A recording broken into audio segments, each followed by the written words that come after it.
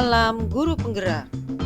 Saya menyebarkan pemahaman dan penerapan dalam diseminasi aksi nyata budaya positif di SDN Jagakarsa 07 DKI Jakarta.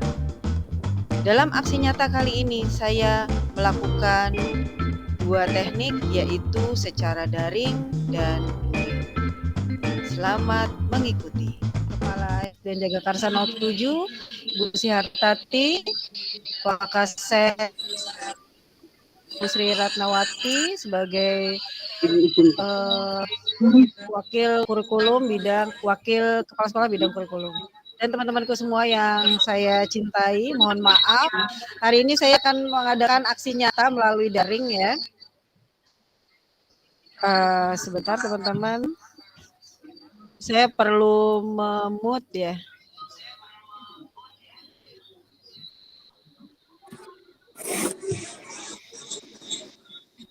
Double-double ya suaranya sebentar. Padahal udah di mute ya.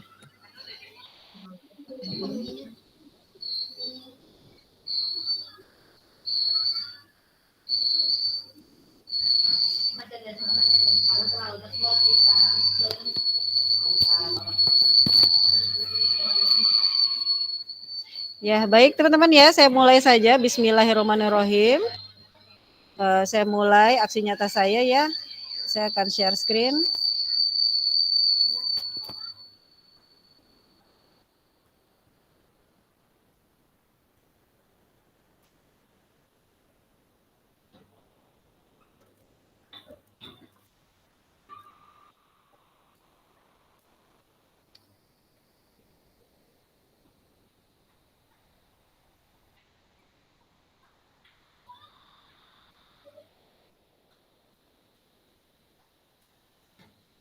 Apakah sudah terlihat teman-teman?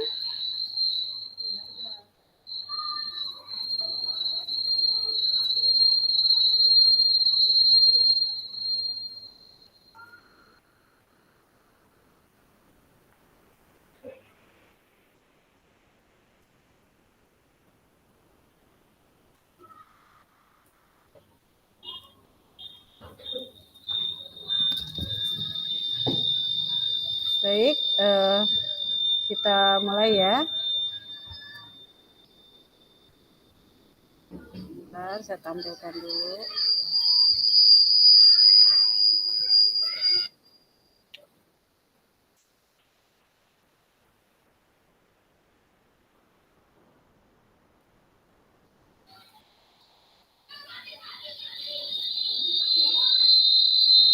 Ya, perkenalkan saya Dina Hervita, Fasilitator Rekognisi Angkatan 9 dari SDN Jagakarsa 07 DKI Jakarta. Hari ini saya menyebarkan pemahaman dan penerapan diseminasi aksi nyata modul 1.4 budaya positif.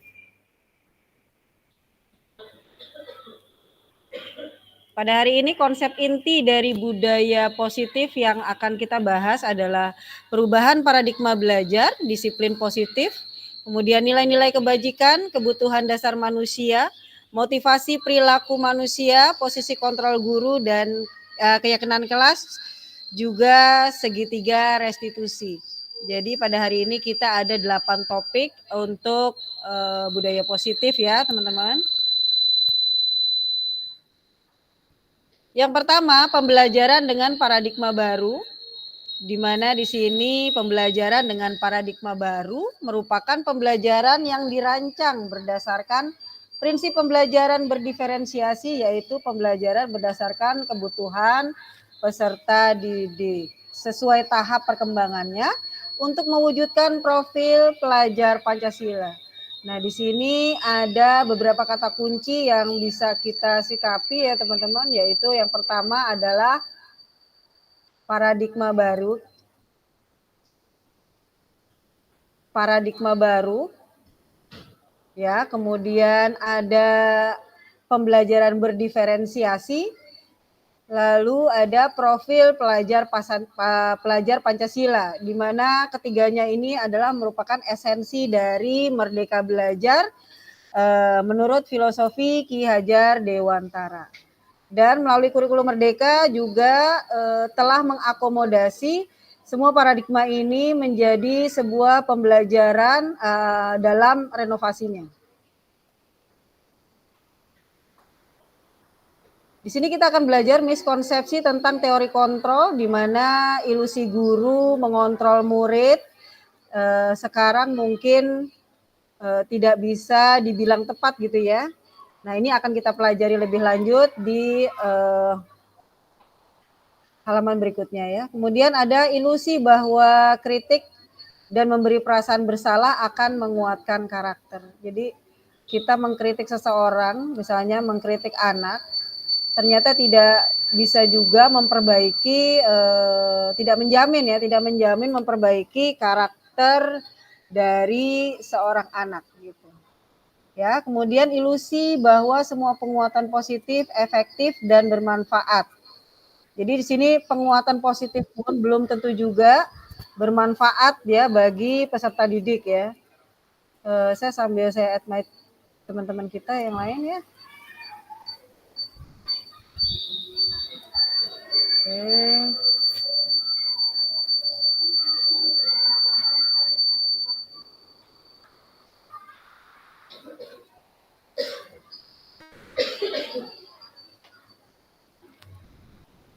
Oke, udah masuk ya.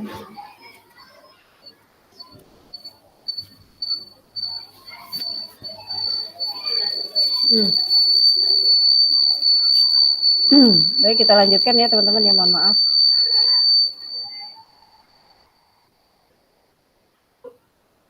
Ya.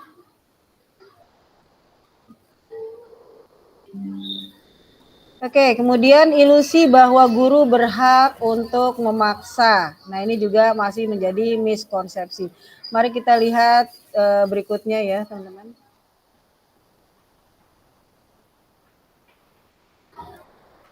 Ya.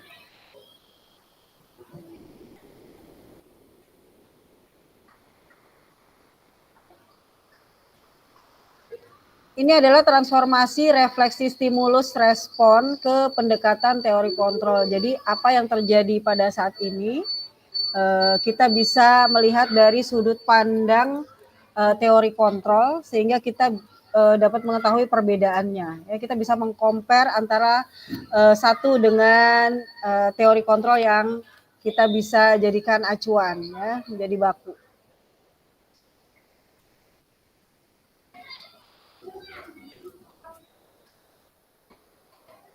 Ya, ada realitas atau kebutuhan kita sama menurut stimulus respon bahwa kebutuhan kita sama. Ternyata kebutuhan kita nggak sama.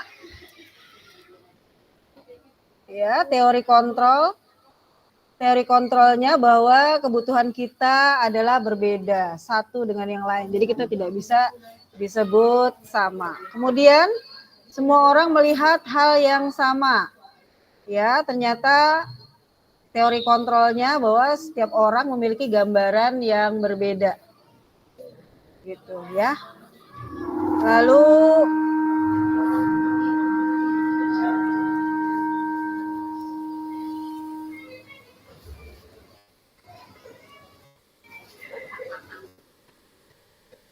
ya, semua orang melihat hal yang sama. Nah, ini tidak boleh ya, kita tidak bisa memandang setiap segala sesuatu itu sama, tetapi kita harus memandang sesuatu itu memiliki gambaran yang berbeda. Nah, di sini juga ada stimulus kontrol bahwa kita mencoba mengubah orang agar berpandangan sama dengan kita. Teori kontrolnya bahwa kita berusaha memandang pandangan orang lain tentang dunia. Jadi kita sudut pandang kita dengan sudut pandang orang lain itu jauh sekali ya, jauh berbeda. Di mana menurut kita itu penting, belum tentu juga orang lain menganggap bahwa itu penting. Misalnya lagi kebutuhan kita terhadap suatu benda gitu, itu berarti buat kita, belum tentu juga berarti buat orang lain. Nah, di sini sudut pandang ini penting sekali untuk kita menyikapi sebuah persoalan ya, sebuah pertentangan yang memerlukan solusi bersama. Nah, disinilah peran dari teori kontrol bisa kita jalankan. Kemudian perilaku buruk dilihat sebagai suatu kesalahan. Ya, jadi seperti nilai setitik rusak susu sebelanga seperti itu, ya. Jadi segala sesuatu perilaku buruk atau kesalahan seseorang itu pasti orang itu punya alasan melakukannya. Nah, kita lihat dari sudut pandang orang yang berperilaku buruk tersebut, kemudian baru kita bisa membandingkan, ya, atau melihat tujuan dari perbuatannya.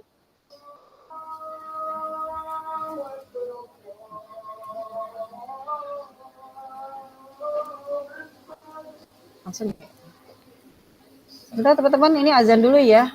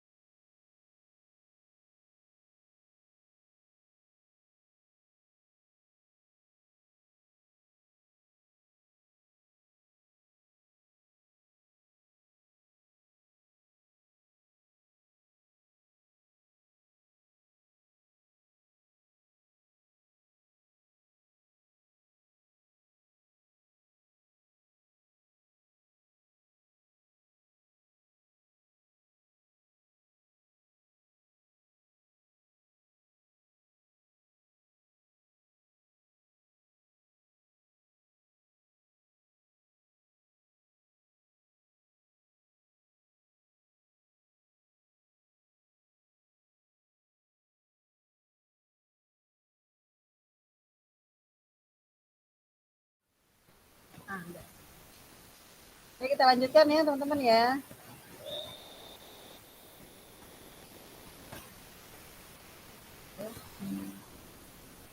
Oke, kita tampilkan kembali.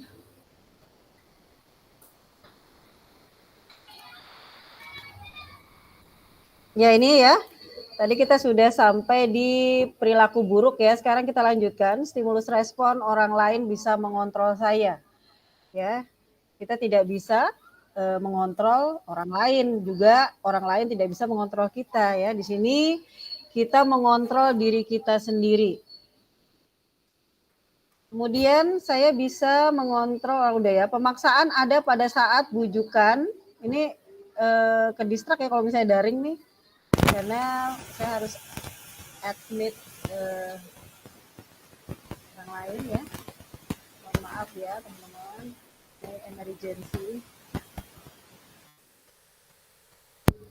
Tadi kesalahan saya sih tadi datanya saya matikan, ternyata berimbas pada tidak adanya suara yang terdengar. Gitu. Tapi yang namanya masalah ya masalah, yang penting solusinya mudah-mudahan kali ini berhasil. Semangat! Ya kita bisa, saya bisa mengontrol orang lain, tadi sudah ya. Kemudian berikutnya adalah pemaksaan ada pada saat bujukan gagal. Jadi kita kadang-kadang memaksakan sesuatu, ternyata tidak berimbas, lalu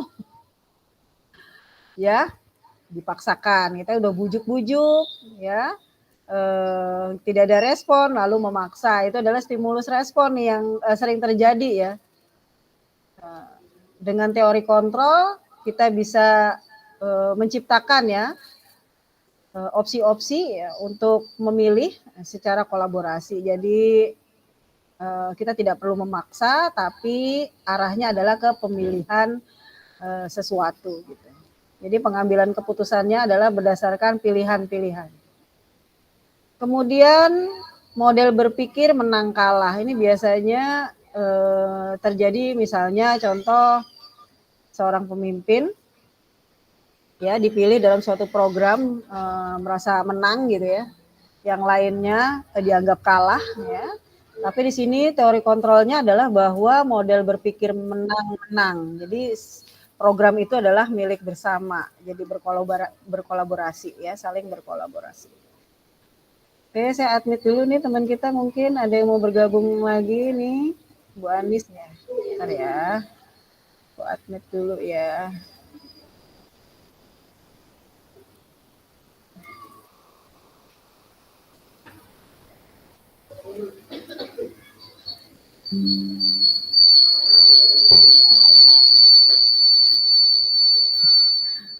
Oh, Buji.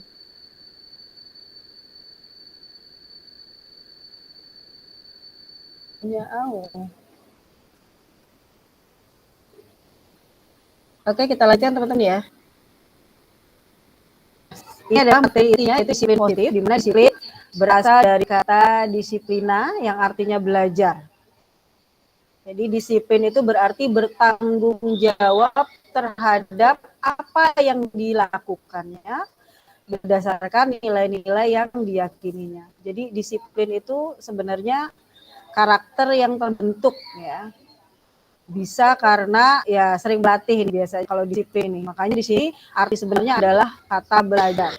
Nah, untuk disiplin dan meyakini tentang nilai-nilai disiplin itu kita perlu melatih diri kita menjadi habit ya.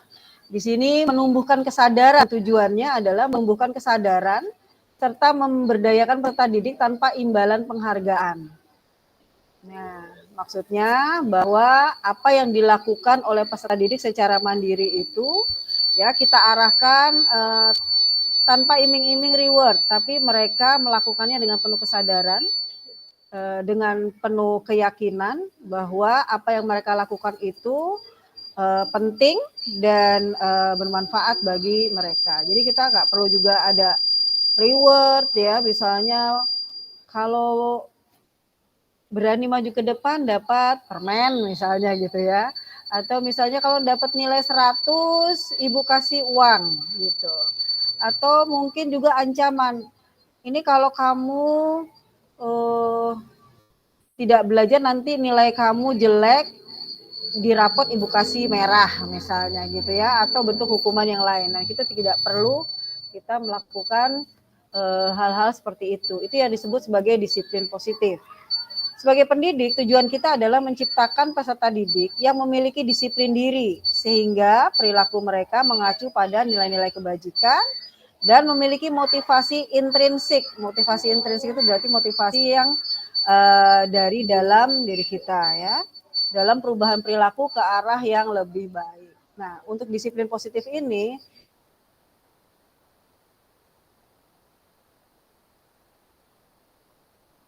kita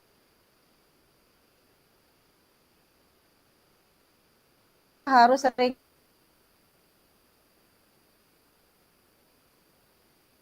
juga melakukan refleksi diri.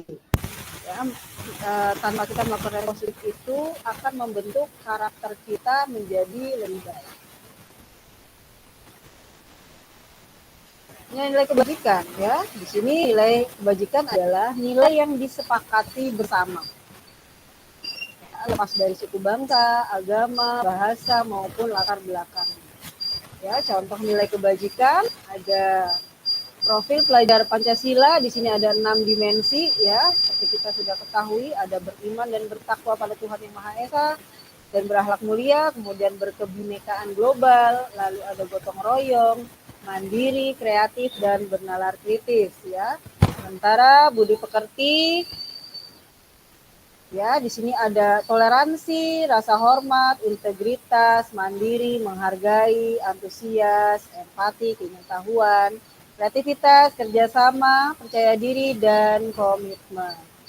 Nah, untuk budi pekerti ini, saat ini kita harus mengakomodasi budi pekerti ini ke dalam pembelajaran kita agar anak-anak kita memiliki karakter ya, memiliki karakter sebagai bekal life skill mereka gitu. Nanti dari budi pekerti ini akan lahir yang namanya life skill. Nah, life skill itu antara lain dapat dipercaya, lurus hati ya, pendengar yang baik, tidak merendahkan orang lain dan memberikan yang terbaik dari diri.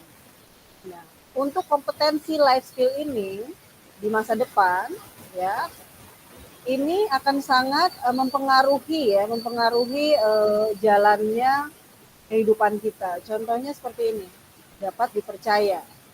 Kita kalau misalnya tidak dapat dipercaya atau misalnya kita tidak amanah, maka hidup kita juga akan mengalami kesulitan ya. Begitu pula dengan lurus hati. Kalau kita jahat ya, belok-belok gitu, maka kita akan berpengaruh pada kehidupan kita. Kehidupan kita itu akan sangat sulit sekali untuk berkembang. Ya. Kemudian pendengar yang baik. Ya, kita juga perlu menjadi pendengar yang baik bagi orang lain karena pengalaman orang lain itu bisa menjadi pembelajaran yang baik juga untuk kita. Agar kita bisa merefleksi diri, kemudian membentuk versi terbaik dari kita di masa depan. Kemudian tidak merendahkan orang lain. Jika kita sering merendahkan orang lain, pastinya kita tidak memiliki teman-teman ya, teman-teman itu akan menjauhi kita gitu. Ya, kalau kita suka merendahkan orang lain. Kemudian juga memberikan yang terbaik dari diri. Ya, ini adalah life skill. Nah, semua contoh ini adalah contoh dari nilai-nilai kebajikan yang jika kita pahami, ini akan membentuk diri kita yang memiliki karakter unggul, khususnya untuk dimensi profil pelajar Pancasila.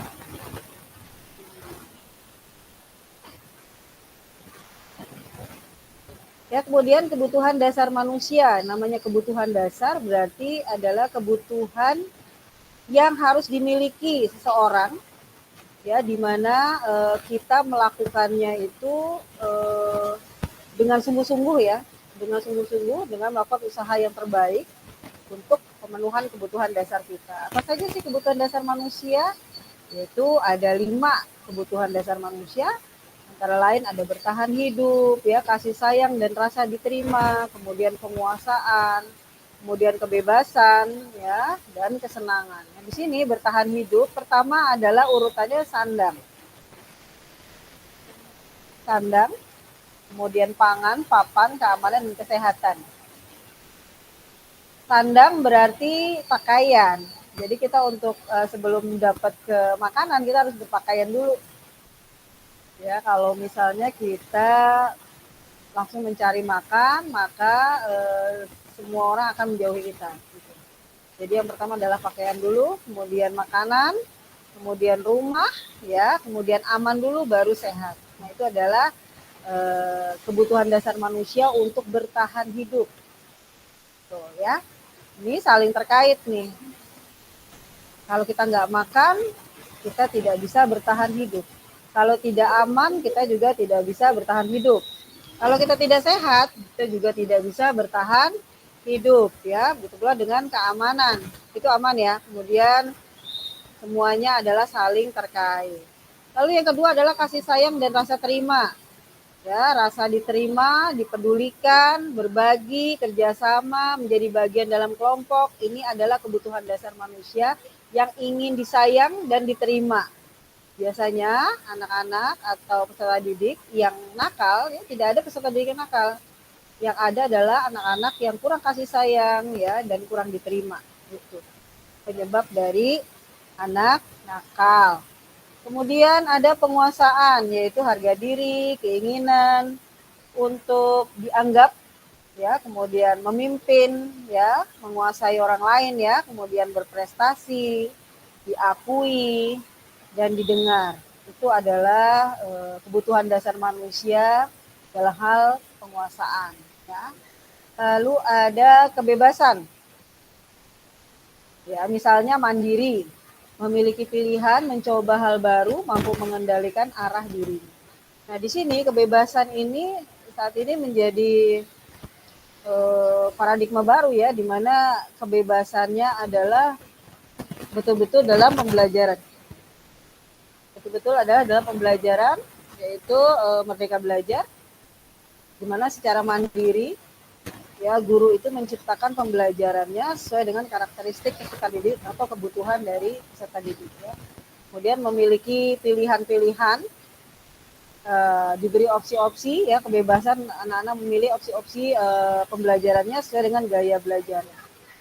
Juga mengendalikan arah dirinya, jadi berdasarkan bakat minatnya. Misalnya anak yang memiliki bakat menulis, ya, diarahkan ke bakat menulisnya, ya, tidak memaksakan ke potensi-potensi yang lain, misalnya dalam hal olahraga atau apapun gitu. Jadi anak-anak bebas memilih apa yang menurut anak-anak itu penting dan sesuai dengan profilnya. Kemudian kesenangan ya, kesenangan di sini antara lain bermain ya, kemudian humor, antusiasme dan tertawa. Ini adalah kebutuhan dasar manusia untuk bersenang-senang ya. Bermain ya, kita perlu juga ya, kita bermain dengan teman-teman, kemudian juga anak peserta didik juga khususnya untuk SD ya, karakteristiknya menurut IAC itu adalah ya belum abstrak gitu kalau SD ya, dia senang dengan permainan-permainan yang real gitu ya, yang konkret. Kemudian senang dengan humor ya, kemudian antusiasme dan juga tertawa. Nah, untuk tertawa ini juga kita penting banget untuk menjaga kestabilan emosi kita dan kestabilan mood ya, mood kita. Motivasi perilaku manusia ada dua macam nih teman-teman, yaitu motivasi ekstrinsik dan motivasi intrinsik ya. Untuk motivasi ekstrinsik, untuk menghindari ketidaknyamanan atau hukuman, biasanya ya ekstrinsik berarti pengaruhnya dari luar. Jadi misalnya melalui ini menghindari hukuman gitu ya, ataupun untuk mendapatkan suatu imbalan, itu berarti motivasi dari luar. Lalu ada motivasi intrinsik, in berarti dari dalam diri, yaitu ya menghargai diri sendiri dengan nilai-nilai yang ada pada dirinya, dengan potensi-potensi yang ada pada dirinya. Itu adalah motivasi perilaku manusia. Perhatikan teman-teman. Ya, ini objektivitas ya. Di sini ada 3 macam, ada hukuman, konsekuensi, dan restitusi. Ya. Hukuman itu tidak diterencana ya, tiba-tiba saja mendapat hukuman gitu. Biasanya anak-anak atau peserta didik, contohnya misalnya tidak mengerjakan tugas. Nah, pada saat itu tidak direncanakan. Ya, kemudian guru memberi hukuman. Gitu. Lalu murid tidak tahu apa-apa yang terjadi, tiba-tiba terlibat gitu. Ya, biasanya mengikuti temannya, melakukan sesuatu, kemudian ikut terlibat. Ya. Lalu hukumannya bersifat satu arah, artinya bahwa kita tidak memberi kesempatan pada peserta didik untuk menjelaskan alasan ya melakukan sesuatu, tetapi kita terusan menyalahkan atau menghardik ya anak-anak ini. Kemudian berupa hukuman fisik atau psikis ya. Hukuman fisik misalnya dijemur di lapangan, misalnya kalau zaman dulu mungkin seperti itu ya. Kemudian kalau psikis ya arahnya ke verbal ya, biasanya ke verbal.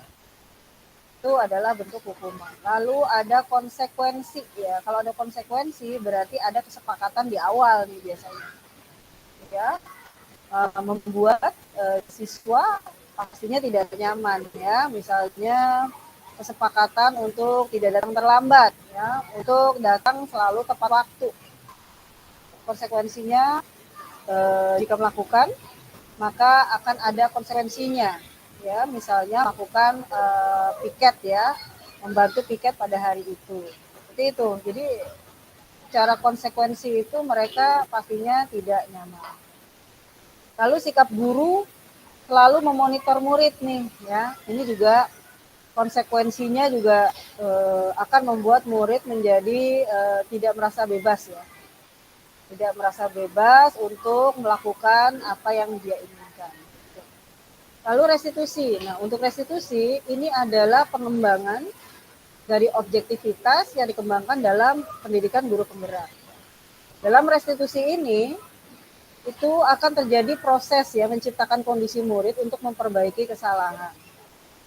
Dan juga proses kolaboratif yang mengajarkan murid untuk mencari solusi sendiri. Nah, untuk restitusi ini kita mencari solusi bersama gitu. Kita mencari solusi bersama dalam suatu permasalahan, kemudian mencari penyebabnya, ya, kita analisis penyebabnya, sehingga anak yang memiliki masalah dapat melihat bahwa permasalahan tersebut tidak seharusnya terjadi dan mau melakukan refleksi diri. Itu adalah restitusi. Lalu kita lanjutkan, ada 5 posisi kontrol guru ya. Di sini ada penghukum, pembuat merasa bersalah ya, kemudian sebagai teman, sebagai pemantau, sebagai manajer ya. Kalau penghukum ya kita sudah jelas tadi bahwa tiba-tiba ada hukuman gitu ya, karena suatu permasalahan kemudian satu arah. Jadi guru merasa benar di sini dengan menghukum anak tanpa melihat alasannya. Ya, di sini pokoknya cirinya adalah satu arah. Kemudian membuat merasa bersalah ya, di mana cirinya adalah kalimatnya itu lembut, tetapi sebenarnya membuat orang itu merasa bersalah, seorang anak merasa bersalah. Ya, misalnya tidak memakai atribut lengkap dalam upacara bendera misalnya. Ya. Nah, di situ kalimat-kalimat guru bisa membuat merasa bersalah anak-anak. Ya, misalnya sudah diberitahu, sudah tahu tata tertibnya, tetapi kalian tidak pernah menghiraukan, gitu, ya. Nada bicaranya datar, tetapi membuat orang merasa bersalah. Gitu. Nah, itu adalah contoh posisi pembuat merasa bersalah. Kemudian posisi sebagai teman, di sini guru perspektifnya adalah ke peserta didik ya, ke peserta didik. Jadi misalnya, ayolah besok kamu datangnya lebih pagi ya supaya tidak kena macet misalnya gitu. Ya, itu adalah posisi kontrol guru sebagai teman. Ya. Kemudian kalau pemantau itu dia memantau seorang anak ya yang memiliki permasalahan yang sama gitu ya. Misalnya setiap hari Senin harus memakai sepatu hitam. Ya, tiba-tiba beberapa kali memakai sepatu putih ya dengan alasan yang sama gitu dan berulang-ulang. Karena sudah sering, maka posisi kontrol guru sebagai pemantau ini dia akan melakukan dialog ya, kemudian mencari apa alasannya kali ini dan diarahkan ke konsekuensi dari suatu peraturan. Gitu. Itu adalah pemantau. Lalu untuk manajer ini adalah sebagai mentoring nih, sebagai mentor ya biasanya. Mentor itu berarti bukan hanya mengidentifikasi suatu masalah ya, tetapi juga memposisikan diri ke arah perspektif orang yang berbeda gitu. Ya. Lalu mencari solusi yang tepat untuk masalah yang sedang dihadapi. Itulah itu posisi sebagai manajer. Oke, kita lanjutkan teman-teman. Nah, ini adalah contoh-contoh ya, contoh penerapan posisi kontrol guru. Contohnya adalah pada kasus siswa datang terlambat. Ya. Di sini menulis 100 kalimat ya, aku tidak akan datang terlambat lagi. Nah, ini adalah posisi kontrol guru sebagai penghukum. Ya, tanpa alasan, ya, tiba-tiba sudah ada hukuman. Ya. Aku tidak akan datang terlambat lagi. Anak-anak disuruh menulis 100 kalimat sebagai penghukum. Kemudian pembuat merasa bersalah, misalnya berapa kali ibu bapak harus membacakan tata tertib sekolah, kamu selalu saja mengulangi lagi. Nah, ini adalah pembuat merasa bersalah. Ya, kalimatnya lembut ini, cirinya. Kemudian contoh penerapan posisi kontrol guru. Nah, contohnya ya, kasus siswa tidak memakai atribut lengkap saat upacara bendera. Ini contohnya nih, ayo dong ikuti aturan sekolah. Tolong bantu ibu bapak guru ya sekali ini. Kali ini ya sudah tidak apa-apa, lain kali jangan sampai berbuat seperti ini lagi ya gitu. Nah, itu adalah sebagai teman. Kemudian sebagai pemantau, kamu sudah melanggar peraturan sekolah, kamu tahu konsekuensinya, Setelah upacara kamu beli atributnya dan jangan diulangi lagi. Jadi sudah memantau terlebih dahulu ya. Kemudian kontrol dulu sebagai manajer di sini ya. Contohnya, apakah kamu tahu kesalahanmu? Kira-kira bagaimana kamu memperbaiki kesalahanmu gitu. Jadi arahnya tuh ke refleksi. Ya, arahnya itu meyakini bahwa peserta didik yang salah itu harus meyakini bahwa perbuatannya itu salah, kemudian dia mampu merefleksi diri itu. Itu adalah fungsi dari seorang posisi kontrol sebagai manajer. Ya, sekarang coba teman-teman ini dijawab nih teman-teman ya. Saya minta tolong ya teman-teman jawab. Ini posisi kontrolnya sebagai apa nih teman-teman? Saya kecewa sekali dengan kamu. Bu Keket. Ini posisi kontrolnya sebagai apa? Kecewanya. Kecewa. Sebagai? Iya, sebagai posisi kontrolnya sebagai apa nih? Sebagai guru. Atau gimana? Sebagai penghukum. Oh. Ya, diulang lagi nih, diulang. Sebagai penghukum, sebagai pemantau, sebagai menyebabkan rasa bersalah, kemudian sebagai manajer, atau sebagai apa ini? Sebagai pemantau. Pemantau ya? Ya. Gimana teman-teman yang lainnya? Benar nggak nih? Ya, jadi sini kalau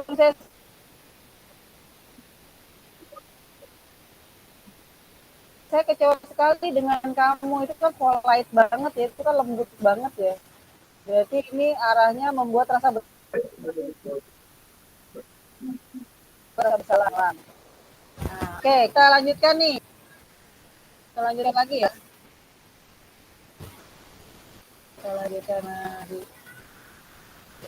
Oke, ini kita lanjutkan lagi.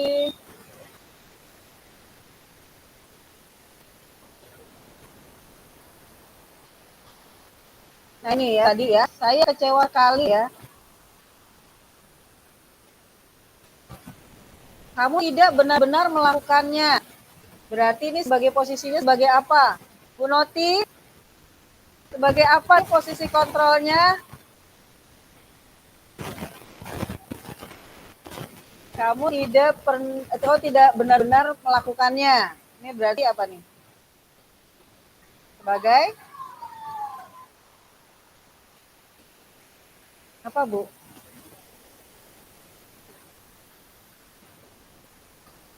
Bu Novi? Apa nih, Bu?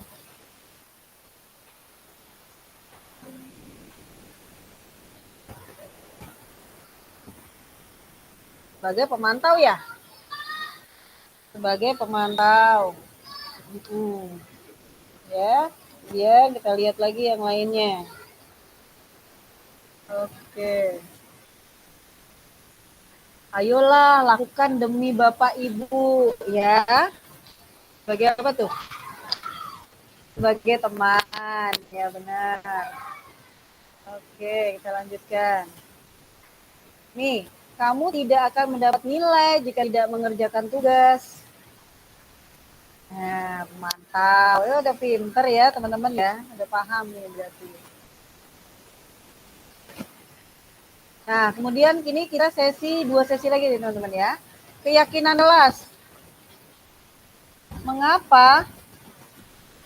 Mengapa keyakinan kelas? Mengapa bukan peraturan kelas? Ya, kalau keyakinan kelas itu sesuatu yang kita yakini, maka kemudian kita melakukannya dengan lapang dada gitu ya kalau istilah kitanya. Nah, itu adalah keyakinan kelas, lebih universal.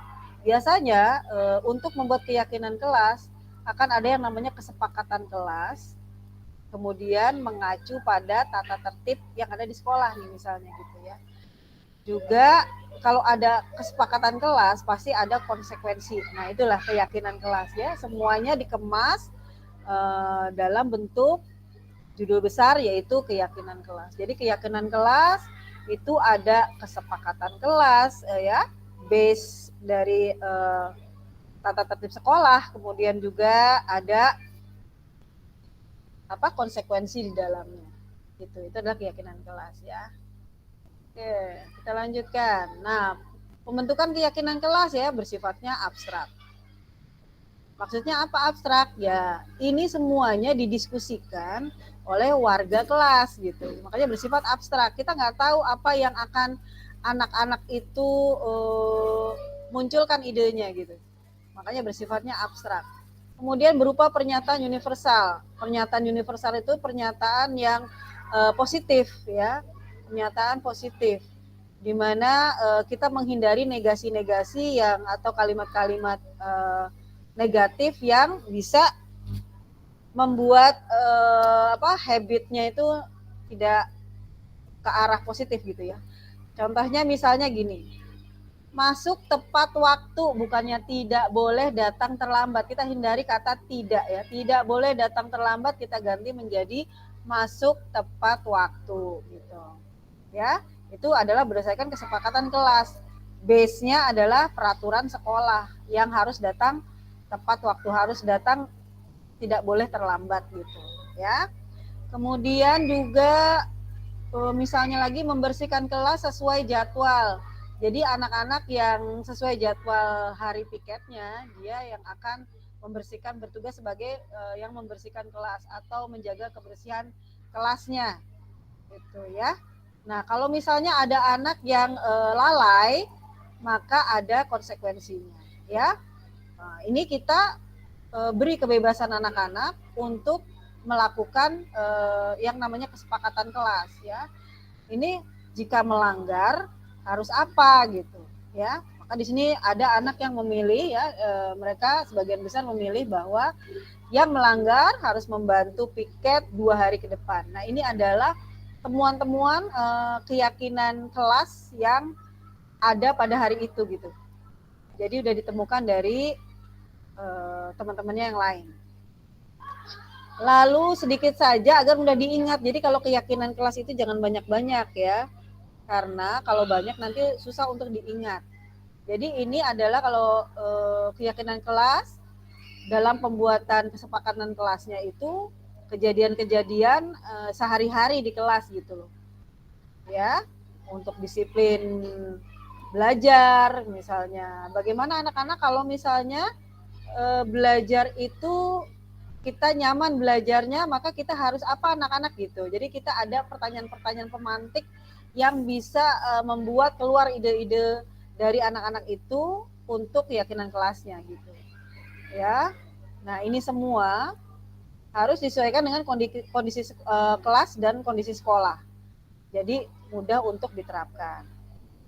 Nah, kemudian siapa yang terlibat dalam pembuatan keyakinan kelas? Yaitu seluruh warga, bukan seluruh warga ya, seluruh peserta didik ya, seluruh peserta didik. Karena yang akan menjalankan keyakinan kelas adalah peserta didik. Ya, ini ya keyakinan kelas. Gitu. Jadi jangan bingung lagi antara keyakinan kelas dengan kesepakatan kelas ya.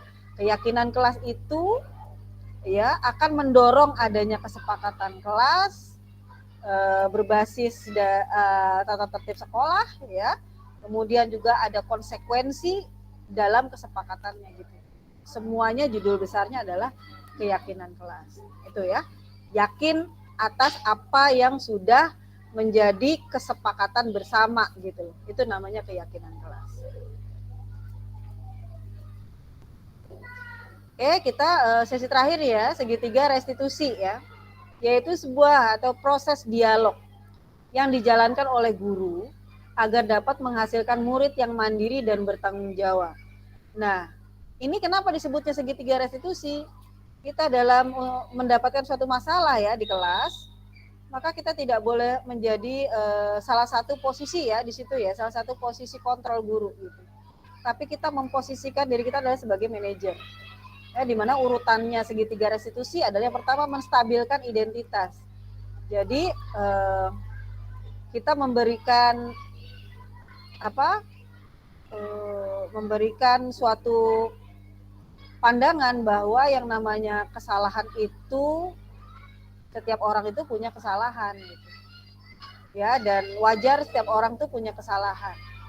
Tapi harus tahu alasan dari mengapa seorang murid ya, seorang siswa itu melakukan suatu kesalahan. Maka pada saat mereka menjelaskan alasannya, disitulah adanya step validasi tindakan yang salah. Jadi mereka memberikan alasan itulah sebenarnya memvalidasi bahwa tindakan yang mereka lakukan itu salah.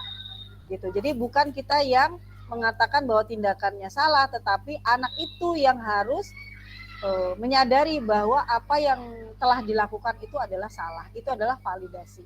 Nah, kemudian menanyakan keyakinan. Jadi kita harus menanyakan ke anak-anak apakah yang mereka perbuat itu betul apa salah, ya, betul atau salah nih gitu. Menanyakan keyakinannya.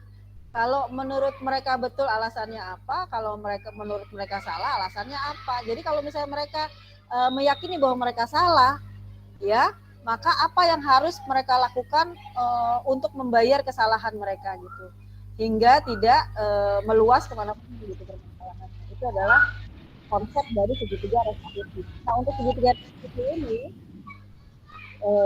adalah jangan bolak-balik, jangan terbalik-terbalik ya. Kalau bisa, ini adalah berurutan. Segitiga restitusi ini sudah baku dan sudah ada penelitian ilmiahnya gitu. Jadi kita hanya mengikuti saja step-stepnya ini ya untuk praktik segitiga restitusi. Selamat pagi Amelia. Pagi Bu. Apa kabar kamu? Alhamdulillah baik Bu. Iya, kamu tahu nggak mengapa ibu panggil kamu? Tidak Bu. Ya, jadi tadi itu ibu melihat kamu mencoret-coret tugas dari Jasmine nih, ya. Kita tidak mencari siapa yang salah ya, tapi kita harus menyelesaikan masalah ini. Jadi menurut kamu apakah tindakan kamu itu bisa dibenarkan? Tidak Bu. Tidak ya, pasti kamu punya alasan dong ya. Iya punya. Bisa ceritakan ke ibu apa alasan kamu mencoret bukunya Jasmine? Bisa Bu. Tadi saya mengerjakan tugas, tapi waktunya sudah mepet. Saya minta ke Jasmine, Jasmine tidak ngasih. Saya kesal, jadi saya mencoret-coret bukunya. Oh, jadi kamu kesel mencoret-coret karena tidak diberi sama Jasmine ya tugasnya untuk kamu lihat gitu. Iya. Gitu. Amil, kamu ingat nggak? Kita sudah buat kesepakatan kelas ya dalam keyakinan kelasnya. Kamu ingat? Ingat Bu. Apa itu bunyinya? Tidak boleh gaduh di kelas. Ya, tidak boleh membuat gaduh di kelas. Jadi, kalau kamu meyakini bahwa kamu sudah berbuat kesalahan, ya, apakah kamu bersedia untuk memperbaikinya? Bersedia Bu. Sedia ya. Jadi, bagaimana cara kamu memperbaiki masalah ini? Saya membuat tugas ulangnya Jasmine Bu. Oh, jadi kamu ingin menuliskan ulang tugasnya Jasmine agar bisa dikumpulkan ya? Iya Bu. Bagus itu Amel. Selamat pagi Sabrina. Pagi Bu. Ya, apa kabar kamu? Alhamdulillah baik Bu. Iya. Kamu tahu nggak mengapa ibu panggil kamu hari ini? Tidak. Tidak ya. Jadi gini, tadi itu ibu mendapat WA dari salah satu orang tua murid, ya, yaitu orang tuanya dari Sophie. Ya, beliau mengatakan bahwa kamu telah mencet kata-kata yang kurang berkenan ya melalui WA group. Ya, kita di sini tidak mencari siapa yang salah, tapi kita mencari solusi bersama agar permasalahan ini tidak meluas, ya, seperti itu ya Sabrina. Pasti juga kamu punya alasan ya, mengapa kamu melakukan hal itu, gitu ya? Kamu bisa menceritakan nggak alasannya apa? Jadi kemarin kan mau latihan pramuka. Nah aku mau bikin P5 juga. Nah tapi mereka pada bilang ayo latihan pramuka sekarang. Janjiannya jam 11 tapi mintanya malah pada jam 10. Udah akhirnya jalan jam 10 ke Taman Bumi. Pas sampai sana malah ngajak latihannya malah pada kayak ngegas gitu. Udah terus Isa bilang udah ya latihan aja, jalan aja ke Bumi. Udah jalan sampai sana malah izinin dan pada ngomong-ngomong. Oh gitu. Apakah hal itu dibenarkan kamu chat kurang baik itu? Tidak.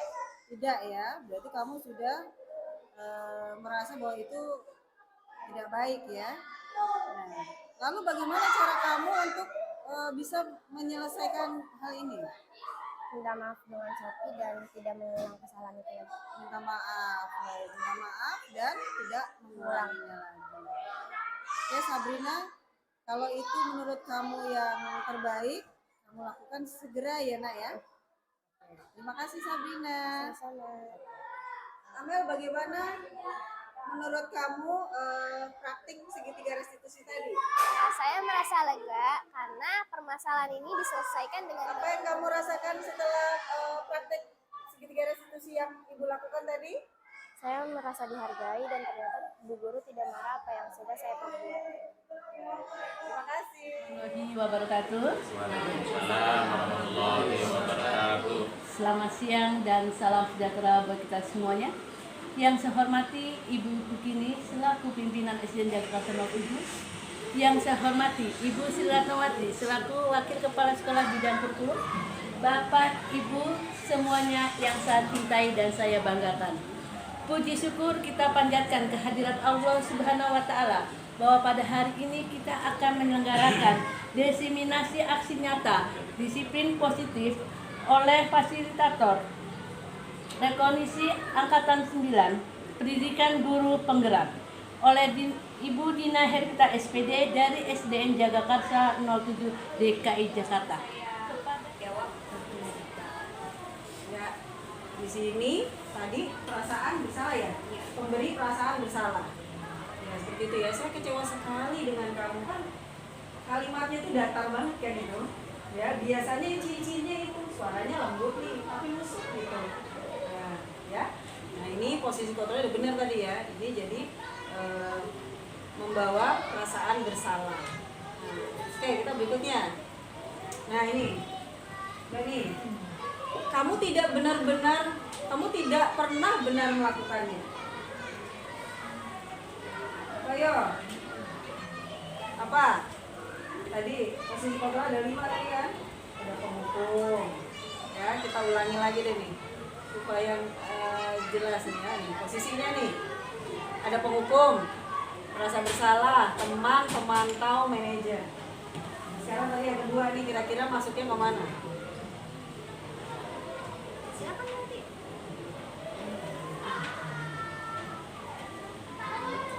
Oke ya tadi. Oke, nih. Kamu tidak pernah benar-benar melakukannya, mungkin gitu ya, tepatnya kali kalimatnya ya. Ini typo nih saya kurangi. Kamu tidak pernah benar-benar melakukannya. Kamu kalau menyalahkan rasa bersalah. Perasaan bersalah. Oke.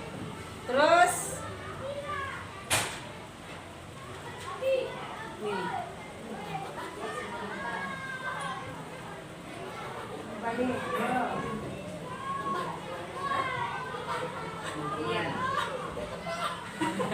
Suara apa? Ibu. Apa? Bu Rika, apa nih Bu Rika? Sebagai posisi guru sebagai apa?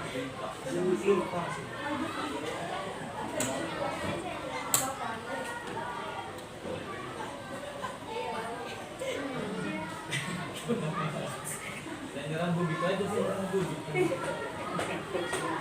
Pade Ngerti kan? Ngerti? Pade. Yuk. Nih, lewat dulu lewat. Suara Ismail tadi ini nunjukin deh.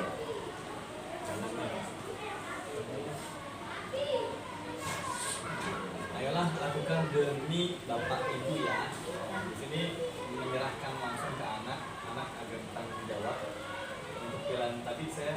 Posisinya apa? Posisinya tadi kelewat ya. Bagi teman ya? Oke, kita geser lagi ya. Nih. Sebagai teman ya.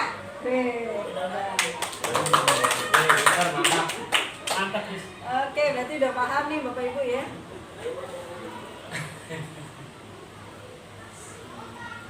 Jadi udah. Nah ini tadi ya, sebagai teman ya. ayolah gitu ya. Kemudian kamu tidak akan mendapat nilai jika tidak mengerjakan tugas. Ancaman. Berarti kemana? Mana nih? Yang tadi yang mana nih? Sebagai apa nih? Fungsi kontrolnya. Menghukum.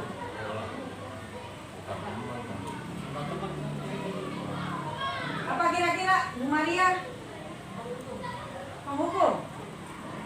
Mana yang lainnya ada? Masukan? Pemantau apa penghukum? Coba lihat.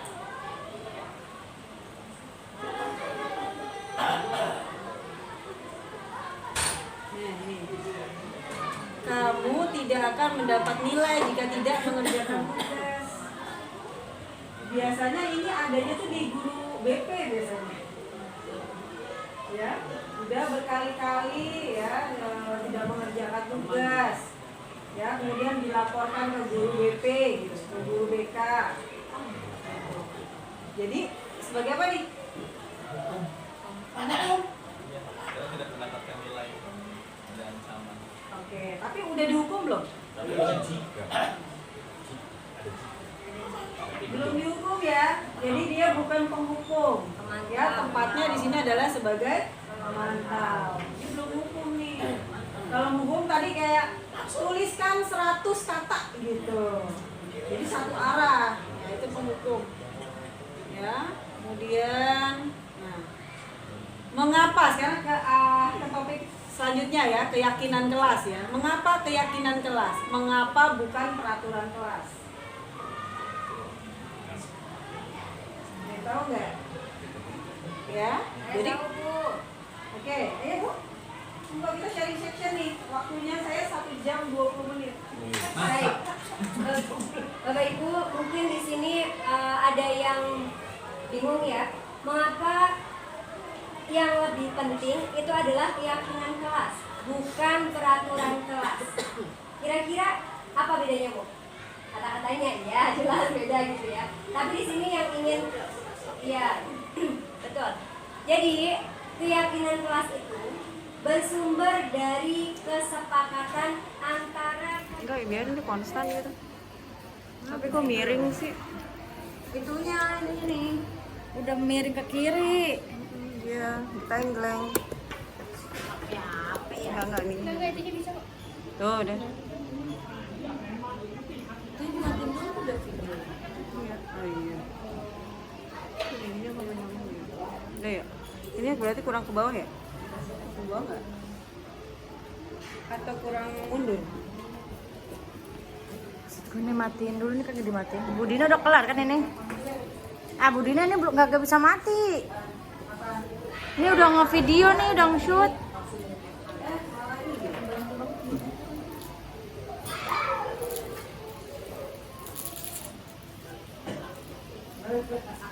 Suaranya nggak ada ya?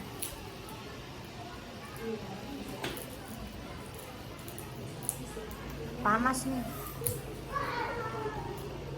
Ah, Bu Dina tolong matiin dulu. Itu ya? HP-nya panas Ya, ya. coba deh. Udah mulai. Kan tadi kalau matiin dulu. Matiinnya gimana sih?